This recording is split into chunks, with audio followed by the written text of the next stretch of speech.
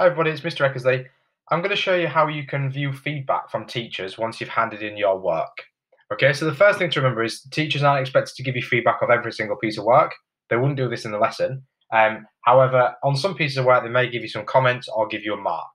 The best way of seeing if that's done is when you go to the classwork tab. If you see the icon there, grayed out, it means you've handed it in and you've done it.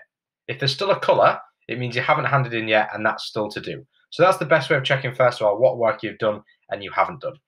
I can see in this one that my homework, I handed it in late, but it hasn't been returned to me yet, so I can't see any marks that have been left. However, if I click on this one down here, another one I have handed in, I can now see this has been returned to me. So I know the teacher has returned it, and there may be some marks and there may be some comments. So I can go and view this now. On here, this is where you submitted it in the first place, and the teachers can leave you feedback in a few different ways.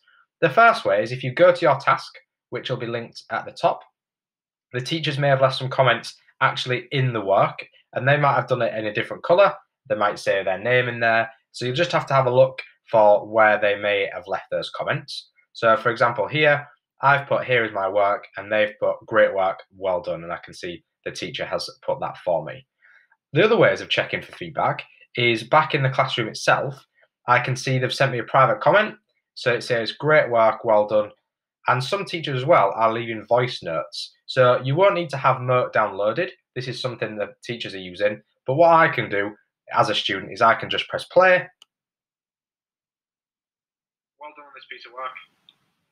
And the teacher's voice note will play back for me. So if it's a little bit of longer feedback, especially if it's like an exam style question you've done, that might be the quickest way for the teachers to give you feedback. You can also then in here type back to them to say thank you or ask them any further questions.